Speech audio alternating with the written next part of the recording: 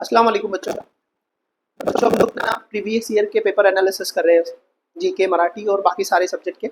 आज मैं जीके के कुछ क्वेश्चन आपको डिस्कस कराऊंगा। जीके आमतौर पे जो बच्चों में समझ है जीके को लेकर, खास तौर पे उर्दू मीडियम के, उनको लगता है कि जीके बहुत वास्ट है, कई से कैसे भी सवाल आते हैं। बहुत ही प्रिडिक्टेबल है। आईबीपीएस जिस दायरे के अंदर सवाल पूछता है ना, वो प्रिडिक्ट करना बहुत आसान है। तो मैं आपको ये क्वेश्चन सॉल्व करते जब हम लोग प्रैक्टिस करेंगे, तो मैं यही समझाऊंगा आपको कि कैसे प्रिडिक्ट करना, मतलब कैसे जीके की तैयारी करना जिसमें कम से कम अच्छे से सिलेबस कवर हो जाए और बहुत कम एफर्ट लेना पड़े। तो ये समझेंगे हम लोग। तो आज मैं कुछ क्वेश्चन डिस्कस कराऊंगा आपसे। उससे पहले जो बच्चे तैयारी कर रहे हैं थर्ड टेट एग्जाम्स की, उर्दू और इंग्लिश मीडियम के बच्चे, तो अभी 7 तारीख से ना बैच स्टार्ट होने वाली है। 3,000 रुपये फीस रहेंगी इसकी। इसमें आपको पूरी तैयारी की जाती है। डेली लाइव क्लासेस होते हैं जिसमें इंटरेक्शन करने का मौका दिया जाता है आपको। जैसे आप ऑफलाइन में सवाल पूछ सकते हैं, आपके डाउट्स क्लियर कर सकते हैं, वैसे लाइव क्लास में आप कर सकते हैं।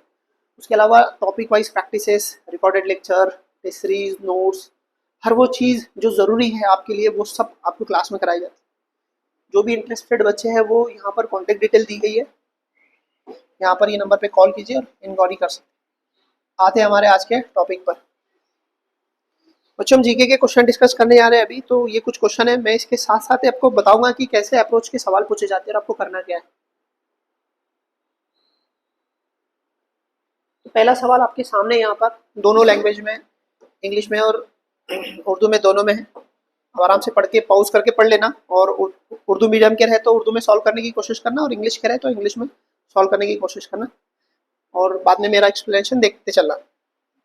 यहाँ पर लिखा है कि ये जो ब्रेन ड्रेन जो है, तो ये टर्म्स किससे रिलेटेड है, मतलब इसका किससे लेना देना है। ब्रेन ड्रेन का मतलब क्या है, यहाँ पूछ रहा आपसे ये वाला।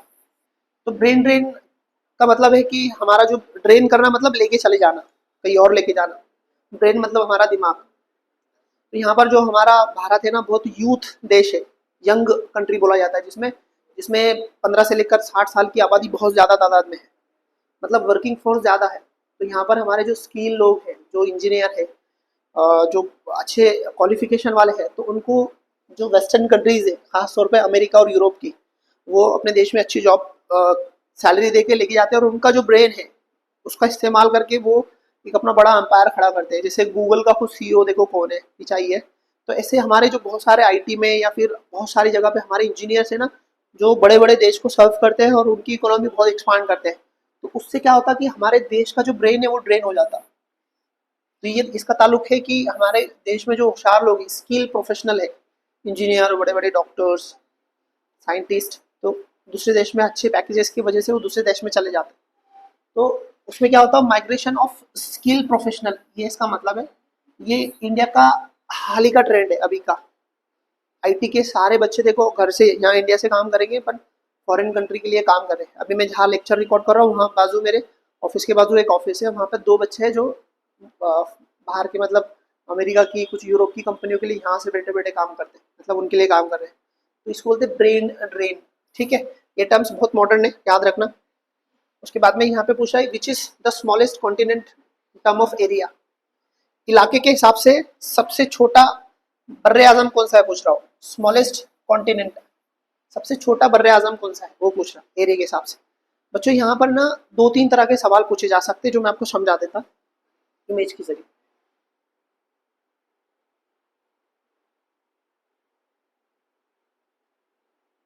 देखिए, ये हमारे 7 बर्रे आजम है, कॉन्टिनेंट है दुनिया के। तो अभी पूछ रहा सबसे छोटा वाला कैसा है एरिया के हिसाब से।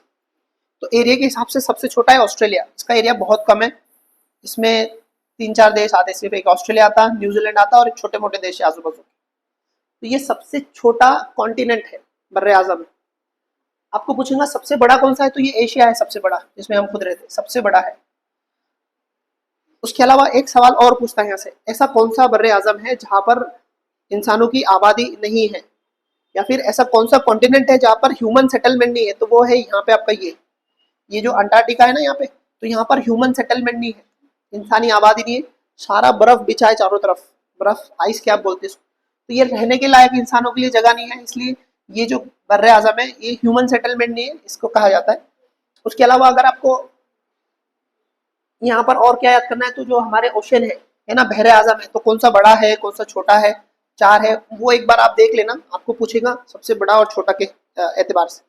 तो याद रखना है, सबसे बड़ा जो बर्रे आज़म है वो एशिया है, सबसे छोटा ऑस्ट्रेलिया है। और ऐसा बर्रे आज़म है जहाँ पर इंसानों की आबादी नहीं है वो है अंटार्कटिका, जहाँ पर ह्यूमन सेटलमेंट नहीं है, मतलब इंसानों की आबादी नहीं है, वो है अंटार्कटिका, क्योंकि वहाँ आइस कैप है। ठीक है, याद रखो। तो यहाँ पर हमारा जो आंसर रहेगा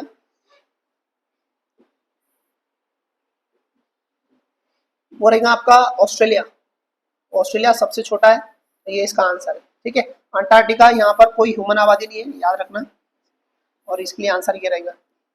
अगला जो सवाल है वो है who wrote the book thoughts on Pakistan.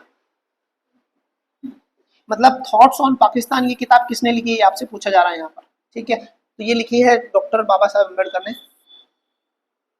देखो, अगर हिस्ट्री के लिहाज से आप मुझे पूछेंगे कि सबसे ज्यादा सवाल कहाँ से पूछे जाएंगे, तो वो पूछे जाएंगे आपको जो सोशल रिफॉर्मर है, समाज सुधारक, जिन्होंने हमारे माशरे को सुधार की है, तो उन पे सबसे ज़्यादा सवाल पूछे जाएंगे।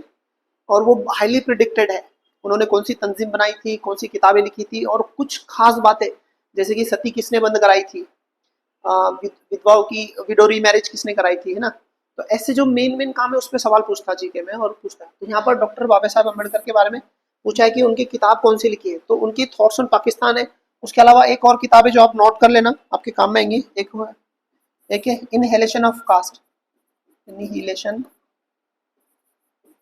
ऑफ कास्ट, ये उनकी एक बहुत इंपॉर्टेंट किताब है। दूसरा who were Shudra, who were Shudras, Shudra कौन थे, और ये किताबें उनकी है जो आपको याद रखनी है, बहुत इंपॉर्टेंट किताबें हैं। उसके अलावा एक ये इंपॉर्टेंट है थॉट्स ऑन पाकिस्तान, ये 3 किताबें आपको पूछेगा।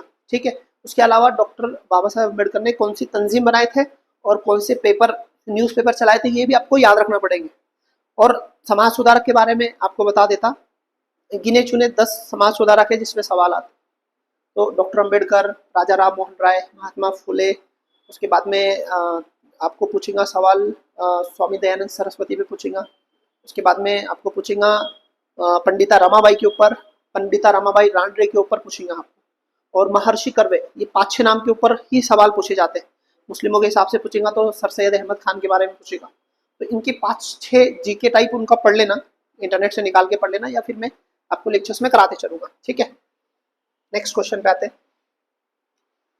अब यहाँ पे पूछ रहा है कि महात्मा फुले ने जो सत्यशोधक समाज है, तो ये तंजीम कब बनाए थे, पूछा है।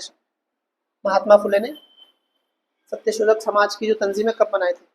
अच्छा, यहाँ आप देखेंगे ना तो डेट के साथ पूछा है, हालांकि डेट के साथ नहीं पूछता है, साल पूछता है आपको। ये बहुत रेयर क्वेश्चन है जो डेट के साथ पूछा, और मैं आपको कभी नहीं बोलूंगा कि डेट के साथ याद रखना चाहिए आपने, क्योंकि पूछता भी नहीं है, गलती से आदि क्वेश्चन आ गया उसको कुछ नहीं कर सकते। तो यहाँ पर उनका जो है ना, ये यहाँ पर ये पहला ऑप्शन है, ये वाला 24 सितंबर 1873 में। तो यहाँ पर 1873 भी याद रखा आपने तो काफी है। ये जो क्वेश्चन है ये गलती, मतलब गलती से नहीं पूछा है, कभी कभार ऐसे क्वेश्चन डाल देता है बीपीएस जो किसी को नहीं आते, तो टेंशन नहीं लेना इसका। ठीक है, क्योंकि आप लोग कितनी तंजीमों की कौन सी डेट है कैसे याद करेंगे। तो एक तो रेयर क्वेश्चन है, उसके पीछे एनर्जी डाल के कोई फायदा नहीं है, तो इसलिए उसको छोड़ना ही सही है, सिर्फ साल याद करने हैं। तो याद रखना, ये पहला आंसर है। यहाँ से ये 2 नंबर का ऑप्शन है, यहाँ पे स्पेस देना भूल गया इसलिए दिख नहीं रहा हूँ आपको। तो 24 सितंबर 1973 में उन्होंने तंजीम चालू की थी। ठीक है, इनके बारे में आपको सवाल सबसे ज्यादा, अगर हम प्रिडिक्ट मतलब चाहे कि किस पे पूछा जा सकता, तो वो महात्मा फुले है। इन पे सवाल आते ही है ज्यादातर। अगर सारे समाज सुधारों की बात की है हमने, तो उसमें प्रायोरिटी पे कौन है, तो महात्मा फुले है, क्योंकि इनके काम बहुत क्लियर थे, बहुत सारे, तो बहुत सारे सवाल पूछे जाता है। तो इनकी कुछ किताबें मैं आपको लिख देता यहाँ पर जो आपने याद रखनी है, जैसे कि मराठी में लिखते थे, इंग्लिश नहीं आती थी इन्हें। मराठी भी बहुत सिंपल मराठी, 10वीं तक के पढ़े थे, 10वीं भी नहीं 7वीं तक पढ़े थे, तो उनकी मराठी थी, तो उनके नाम भी मराठी में है। एक है, आप मराठी में याद रखना उसको, पहला है शेतकऱ्याचे आसूड बोल के, शेतकऱ्याचे आसूड। ठीक है, एक ये किताब नाम रखना है। दूसरा आपको याद रखना है ब्राह्मणांचे कसब, ब्राह्मणांचे कसब, ये नाम याद रखना है आपको। उसके बाद में 3 नंबर पे आपको याद रखना है इनकी किताब थी सार्वजनिक सत्य धर्म, सार्वजनिक सत्य धर्म। ये किताब है ना उनके मरने के बाद पब्लिश की गई थी।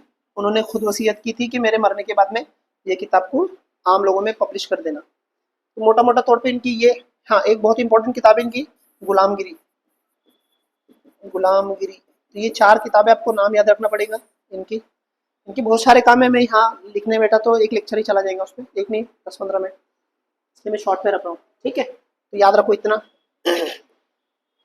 उसके बाद में आर्टिकल यहाँ पर पूछ रहा हूँ कि संविधान की कौन सी कलम है जिसमें, मतलब संविधान की कलम है जिसमें हमारी हमारी जान और हमारी जाति जो आज़ादी है उसकी हिफाजत की बात की गई है।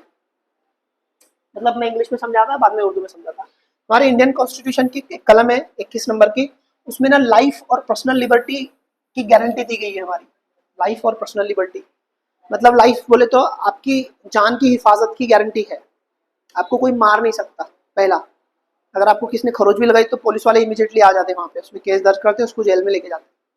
इसका ये मतलब है आपकी जान की हिफाजत है, उसकी गारंटी है, कोई आपकी जान नहीं छीन सकता, पहला।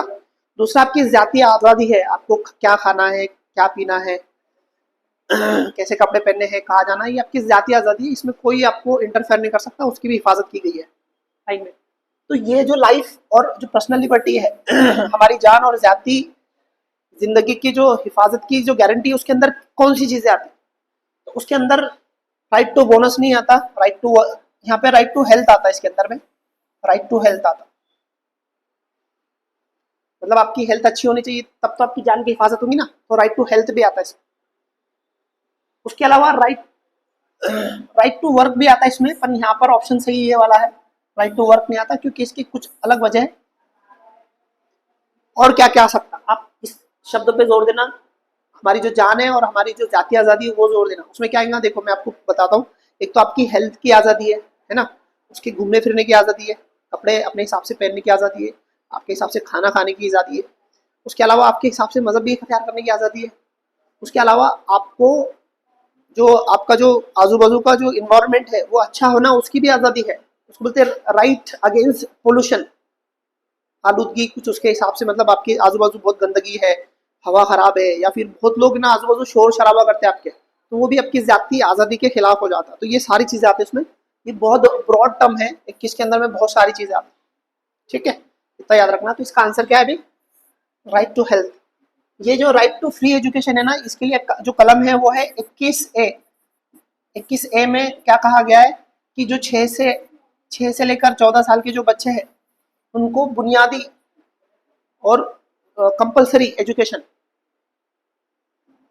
कंपलसरी मतलब बेसिक्स और कंपलसरी एजुकेशन, और वो फ्री रहेगा, वो 21A के अंदर कहा गया है। और इस पर ज़्यादा सवाल आपको पूछेगा क्योंकि ये आपकी टीचिंग फील्ड से रिलेटेड है।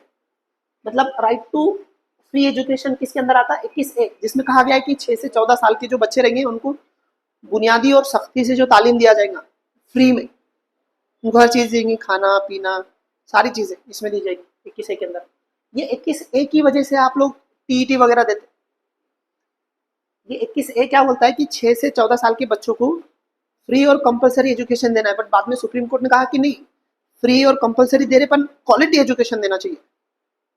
तो क्वालिटी एजुकेशन देने के लिए इसकी वजह से एक कानून बनाया गया जिसको बोलते हैं हम लोग आपका RT, right to education act है ना, आरटी जिसको बोलते हैं हम लोग 2009 का। और ये इसमें क्वालिटी एजुकेशन देने के लिए आपकी टीईटी, ठीक है। तो ये सब इसी की वजह से जो ड्रामा है चल रहा है आपका टीईटी से टीटी, याद रखो। उसके बाद में हु अपॉइंट्स गवर्नर, हमारी जो रियासत रहती ना, जैसे कि महाराष्ट्र है, तमिलनाडु है, गुजरात है, जितनी हमारी रियासत है तो उसमें एक गवर्नमेंट का हेड होता है, जैसे सदर जमहूरिया होता है ना ऊपर मरकजी हुकूमत का, वैसे ही रियासती हुकूमत में जो सबसे बड़ा रहता है उसको बोलते हैं गवर्नर। तो ये गवर्नर को कौन अपॉइंट करता है, इसको कौन गवर्नर बनाता है, तो इसको बनाता हमारा जो सदर जमहूरिया है ना, प्रेसिडेंट, जो हमारे सदर जमहूरिया है तो वो बनाते हैं इसको, ये इसका आंसर है। सदर जमहूरिया किसकी अपॉइंट करते हैं, तो गवर्नर की करेंगे। उसके बाद में जो सुप्रीम कोर्ट और हाई कोर्ट के जितने जब जज है, सुप्रीम कोर्ट और हाई कोर्ट के सारे जज उसकी अपॉइंटमेंट कौन करते हैं, सदर जमहूरिया करते हैं। उसके अलावा बहुत सारे कमीशन है, जैसे यूपीएससी हो गया, है ना। उसके अलावा इलेक्शन कमीशन हो गया, फाइनेंस कमीशन हो गया, ऐसे बहुत सारे कमीशन है। उनकी चेयरमैन, उनकी मेंबर की अपॉइंटमेंट भी सदर जमहूरिया ही करते हैं। ऐसी बहुत सारी अपॉइंटमेंट ये करते हैं यहाँ पे प्रेसिडेंट। ठीक है, तो ये याद रखो, ये वाला आंसर इसका। अगला हमारा क्वेश्चन है, who can determine the number of जज in the supreme court. Supreme court में जो जजेस होते हैं, है ना, जो हमारी सुप्रीम कोर्ट है देश की, उसमें जो जजेस होते हैं उनकी अपॉइंटमेंट, मतलब उनके नंबर कौन डिसाइड करता। जजेस की अपॉइंटमेंट तो मैंने ऊपर बताया आपको। यहाँ पर जो जज है सुप्रीम कोर्ट और हाई कोर्ट के, जज की अपॉइंटमेंट कौन करता, हमारे सदर जमहूरिया करते, प्रेसिडेंट ऑफ इंडिया करता। बट वो कितने जज होने चाहिए हाई कोर्ट में और सुप्रीम कोर्ट में, तो ये तय कौन करता, तो ये कानून के हिसाब से तय होता। कानून में जो लिखा रहेगा वैसा तय होता। और कानून बनाने का इख्तियार किसको है, पार्लियामेंट को है। किसको है, पार्लियामेंट। तो यहाँ पर आप कंफ्यूज मत होना, सुप्रीम कोर्ट में या हाई कोर्ट में कितने जज होना चाहिए, ये डिसाइड होता, ये तय होता कानून के हिसाब से। और कानून बनाने का इख्तियार किसको है, पार्लियामेंट को। तो फिर पार्लियामेंट ही तय करती है कि कितने जजेस होने चाहिए कोर्ट में। तो इसलिए इसका आंसर क्या रहेगा, ये वाला।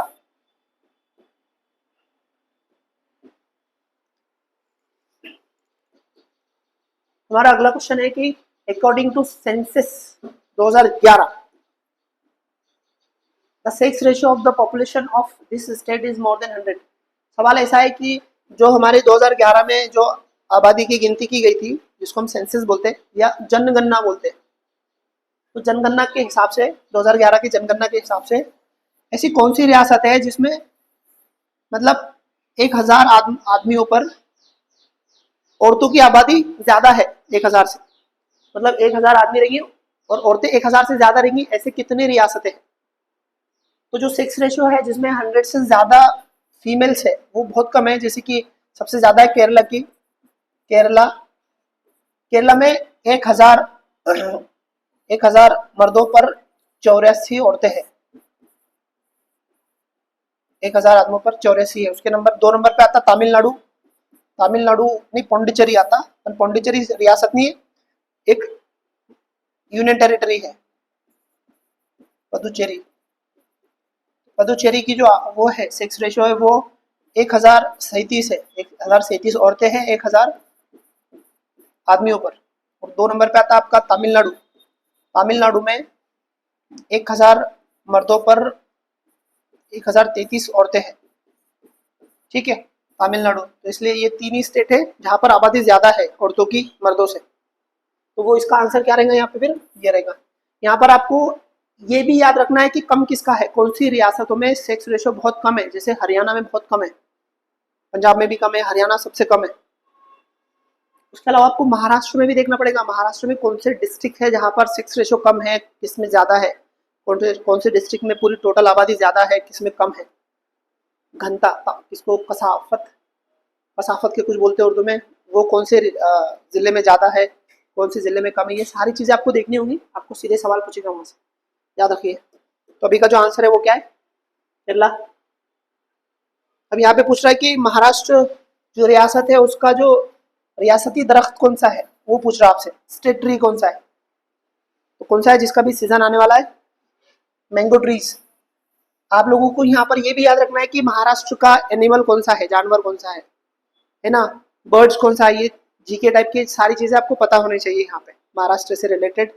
देखो जीके में महाराष्ट्र से रिलेटेड ही ज्यादा क्वेश्चन आते हैं, याद रखना ये बात। तो इसलिए ये मैंगो ट्रीज यहाँ का आंसर है। और अगर एनिमल पूछेगा, एनिमल, तो उसका नाम है शेकरू। क्या नाम है उसका, शेकरू। ये याद रखना, इस पे सवाल वैसे ही पूछा पहले भी। अगला हमारा जो क्वेश्चन है वो है कि ये पीडीएस क्या है, ये पीडीएस का मकसद क्या है पूछ रहा आपको। ये जो पीडीएस है इसका मतलब क्या है। तो पहले तो पीडीएस का लॉन्ग फॉर्म ही याद रखना बहुत जरूरी है। इसको बोलते हैं पब्लिक डिस्ट्रीब्यूशन सर्विसेज, है ना, ये इसका लॉन्ग फॉर्म है, याद रखना। आपको इस पे ही सवाल पूछेगा कि पीडीएस का लॉन्ग फॉर्म क्या है। बच्चों पीडीएस मतलब पब्लिक डिस्ट्रीब्यूशन सर्विसेज। जो हम लोग राशन लेके आते हैं ना, राशन 2 रुपये और 3 रुपये किलो से चावल और गेहूँ मिलते हैं हमें, तो उसको बोलते हैं पीडीएस। उसको हम राशन बोलते हैं आमतौर पे, स्वस्थ धान्यों की दुकान भी बोलते हैं। असल में वो उसका ऑफिशियली नाम क्या है, पीडीएस है, पब्लिक डिस्ट्रीब्यूशन सर्विसेज। जहाँ से हम लोग ना राशन जो गरीबों को 2 रुपये और 3 रुपये किलो में चावल और गेहूँ मिलते हैं, तो उसको पीडीएस बोलते हैं। जिसको हम लोग राशन कार्ड के ऊपर, जिसके लिए हमको राशन कार्ड लगता है, राशन कार्ड, ठीक है। राशन कार्ड में भी ना दो तरह के रहते हैं, एक रहता बीपीएल, बीपीएल इसका मतलब होता है बिलो पोवर्टी लाइन, और एक रहता है एपीएल, एपीएल इसको बोलते हैं अबो पोवर्टी लाइन। बीपीएल है ना तो पीला कार्ड रहता, पीला राशन कार्ड, और ये रहता ना ऑरेंज रहता, ऑरेंज। बीपीएल मतलब बिलो पोवर्टी लाइन और एपीएल मतलब अबो पॉवर्टी लाइन, याद रखिए। उसके बाद में पूछ रहा हूँ कि tidal trees is known as, मतलब जो समंदर की जो लहरें आती तो लहरों के किनारे पे जो दरख्त पाए जाते हैं उनको क्या बोल के जाना जाता है ना, तो उनको टाइडल ट्रीज बोलते हैं इंग्लिश में, उनको बोलते हैं मैंग्रोव्स, मैंग्रोव्स फॉरेस्ट बोलते हैं इसको। थोड़ा मैप में समझा देता,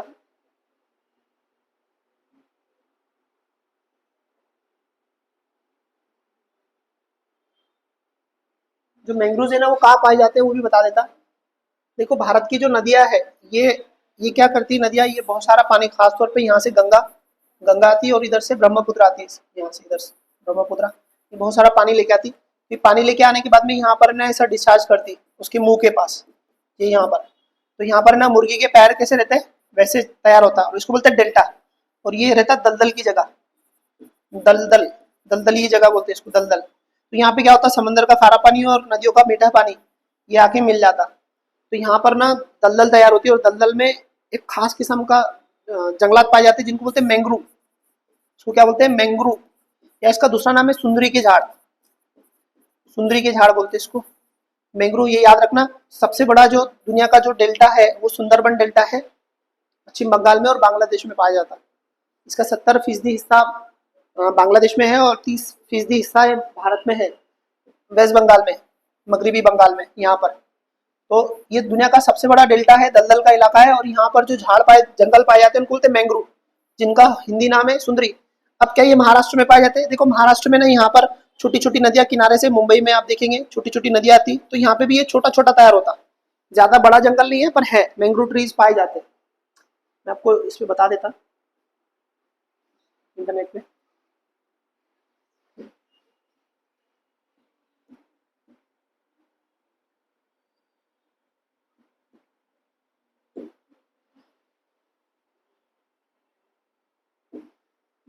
ये देखो ऐसे झाड़ होते जंगल, दलदल की जगह में, इनको बोलते हैं मैंग्रोव। मुंबई में आप गए होंगे, ये वाले खास तौर पे ऐसे, इनकी जड़ें ऐसी ऊपर होती है यहाँ पे, अगर आप देखेंगे तो ये वाला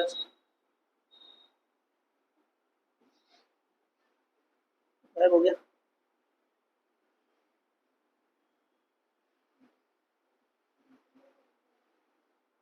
यार यहाँ से दिख रहा हूँ आपको, देख लो।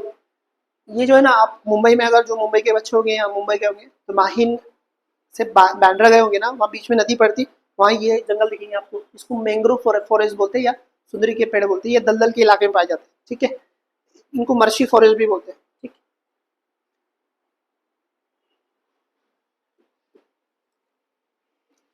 इसका आंसर क्या रहेगा अभी, मैंग्रोव ट्रीज 3 नंबर का, उर्दू में ये वाला दलदल के इलाके।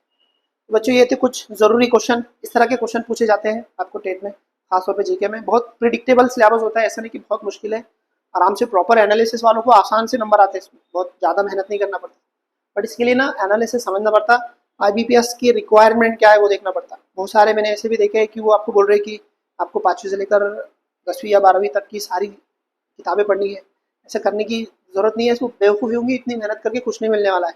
प्रॉपर एनालिसिस कीजिए, पेपर सॉल्व कीजिए अच्छे से, समझेंगे आपको क्या पढ़ना है क्या नहीं पढ़ना है, ठीक है। वीडियो को शेयर कीजिए ज़्यादा से ज़्यादा बच्चे तक। जल्दी मिलते हैं नेक्स्ट वीडियो में, तब तक के लिए इजाज़त दो, अल्लाह हाफिज़, बाय।